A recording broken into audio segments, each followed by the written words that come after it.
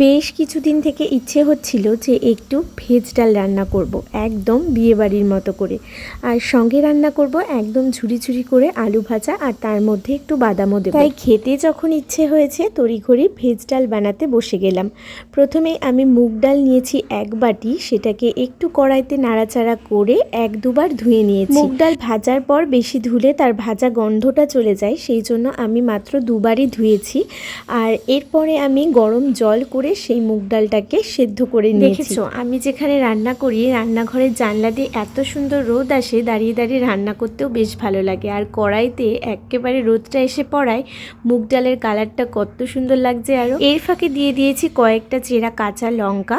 যখন ডালটা সেদ্ধ হয়ে এসেছে তখন আমি হাতা দিয়ে ভালো করে স্ম্যাশ করে নিয়েছি। দিয়ে দিলাম একটু লবণ আর একটু হলুদ, নাড়াচাড়া করে কিছুক্ষণের জন্য ফুটতে দিয়েছি। ভালো করে ফুটে গেলে তখন আমি এটা নামিয়ে নিয়েছি। এদিকে আমি বিনস, গাজর টুকরো টুকরো করে কেটেছি, টমেটোও নিয়েছি, আর একটা দুটো কড়াইশুঁটি ছিল দেখলাম ঝুড়িতে, সেটুকুও নিয়েছি। সঙ্গে একটু আদা গ্রেট করে নিয়েছি, আর নিয়েছি ফোড়নে দেওয়ার জন্য শুকনো লঙ্কা আর তেজপাতা, আর নিয়েছি কিছুটা পাঁচফোড়ন। কড়াইতে সর্ষের তেল গরম করে তেজপাতা, পাঁচফোড়ন আর শুকনো লঙ্কা দিয়ে একটু নাড়াচাড়া করার পর দিয়ে দিয়েছি আদা কুচি। সেটাও একটু নাড়াচাড়া করে যে সমস্ত সবজিগুলো ছিল সেগুলো দিয়ে দিয়েছি। তার মধ্যে একটু লবণ আর একটু হলুদ দিয়ে ভাজা ভাজা করে নেওয়ার পর দিয়ে দিয়েছি টমেটো কুচি। তোমরা এখানে ফুলকপি অ্যাড করতে পারো, কিংবা একটু পনির যদি দিতে চাও সেটাও দিতে পারো, বেশ ভালো লাগবে। আমার তো সেভাবে প্ল্যান করা ছিল না, হঠাৎই খেতে ইচ্ছে হচ্ছিল খুব, অনেক দিন ধরেই হচ্ছিল, ভাবছিলাম করব আর করা হয়ে ওঠেনি। সেই জন্য আমার কাছে যেইটুকু ছিল সবজি সেটুকু দিয়েই করেছি। তারপরে দিয়ে দিতে হবে সেদ্ধ করা ডালটা, আর একটু লবণ হলুদটা দেখে নিয়ে দিতে হবে। লবণটা আরেকটু লাগলে দিতে পারো, বা কালারের জন্য আরেকটু হলুদও দিতে পারো। আমি আমার আন্দাজ মতোই দিয়েছি। আর তারপরে নামানোর আগে দিয়ে দিয়েছি একটু গরম মশলা আর চিনি।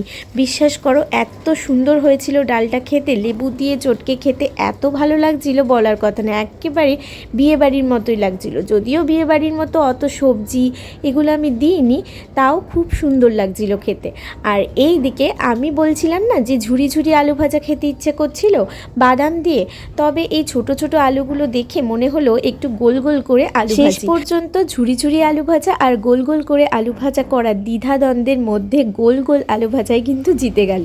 আমি শেষ পর্যন্ত গোল গোল করে কেটেই ভেজেছিলাম আলুটা, আর একটু শুকনো লঙ্কা ফোড়ন দিয়ে তারপরে করেছিলাম। ঝাল ঝাল হয়েছিল, বেশ ভালো লাগছে। গরম গরম ভাতে এই আলু ভাজাটাও শুধু একটু মেখে খেতে না বেশ ভালো লাগে। তবে গরম গরম ভাতের সাথে ভেজ ডাল আর গোল গোল করে কাটা আলু ভাজা আর লেবু চিপে দিয়ে খেতে লাগছিল অসাধারণ।